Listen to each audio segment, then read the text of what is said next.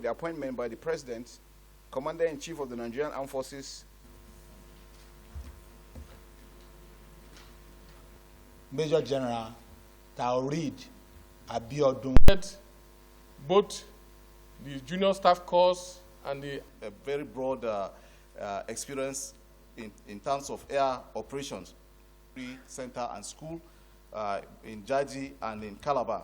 I am also